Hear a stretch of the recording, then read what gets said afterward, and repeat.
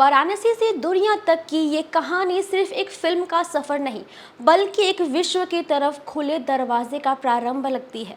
जब एस राजामौली जैसे visionary director और महेश बाबू जैसे सुपरस्टार एक ही प्रोजेक्ट में एक साथ काम करते हो, तो सोचो स्केल सिर्फ बड़ा नहीं होता, बल्कि एक बोलते हैं ना एकदम दर्शन जैसा फील लगता है, लाइक कि किसकी दर्शन करने मिल गया जैसा हो जाए कि ये फीलिंग बताने लायक ना रह जाए, इतनी ज़्यादा हाइप होती है। इस बार जो टीज़र आया है उसमें दुनिया को एक ही बात समझा दी गई है। ये फिल्म सिर्फ सिनेमा नहीं, बल्कि एक अनुभव है कि कैसे एक एनर्जी, एक ऐसा रूप जिसे देखकर मतलब कहना ही मुश्किल है, समझाना मुश्किल है, लेकिन महसूस किए बिना रहना नामुमकिन है। यानी आप समझेंगे, महसूस भी करेंगे।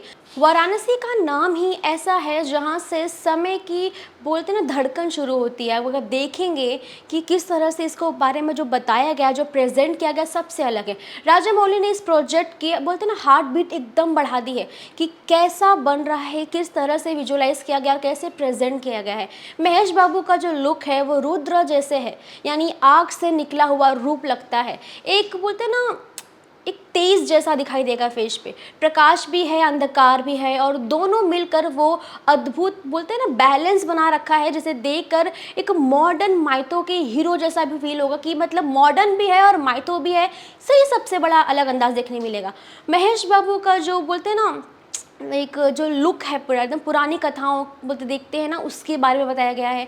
वो लुक कहीं ना कहीं अपने आप में एक्सप्लेन करता है कि कैसी कहानी होगी, कैसी नहीं होगी, और क्या कुछ उसमें विजन से, विजुअल इफेक्ट से स्टोरी क्या कहना चाहती है, वो उनका लुक खुद बयां करता है।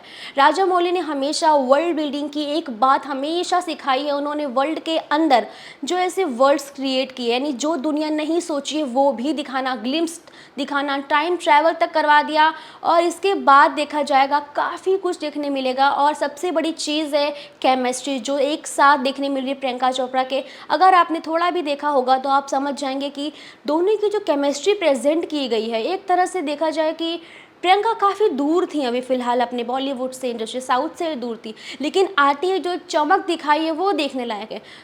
वाराणसी की घटनाओं के बोलते ना बात करें अगर, तो एक आवाज़ अलग है उसमें दिखाया जाता है। जो भी चीज़ें हैं टीज़र जैसे ही एक देखा गया है, लोगों ने जब देखा एक शक्ति फील हुई है कि ऐसा ऐसा अनुभव है कि जो शायद देखने वाला ही समझ पाएगा, मेरे बताने से भी आप नहीं समझ पाएंगे। एक युग के बारे में बताया गया है जो एक युग को दूसरे युग से जोड़ता है। राजामौली का जो विजन है ना, सबसे बड़ी खूबसूरती होती है हमेशा से।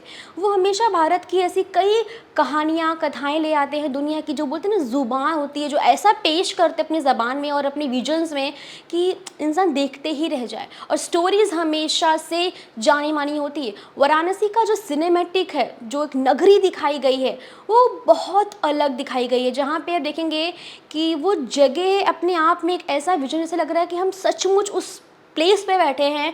वो प्लेस बनाया नहीं गया, वो एक्चुअल वो प्लेस एग्जिस्ट करता हो, ये फील देता है। वैसे ये ग्लोबल स्टेज है, पूरी तरह से भारत का एक ऐसा बोलते स्टोरी होगा, फिल्मों का सिनेमैटिक है, जो वीएफएक्स सब कुछ, एक पहला ग्लोबल स्टेज होगा जहाँ पे ऑडियंस रिलेटेबल फील करेगी, जहाँ लगेगा कि काश ऐसा विजन जो है वो एक्चुअल में हो। मतलब ये फील करना मुश्किल, इतनी बड़े स्केल पे बनाया गया है, ये फील करना मुश्किल है कि शायद ये रिक्रिएट किया गया होगा प्लास्टिक है, आर्टिफिशियल से, ये पता करना भी मुश्किल है, इतना ज़्यादा क्रिएटिव चीज़ उसमें दिखाई गई है। वेल दोस्तों, अगर आपने नहीं देखी तो जाके देखिए, और ऐसे इंटरेस्टिंग अपडेट्स आप तक पहुंचती रहेंगी। तो कहीं मत जाइएगा, सब्सक्राइब करना ना भूलिएगा बॉलीवुड टशन को।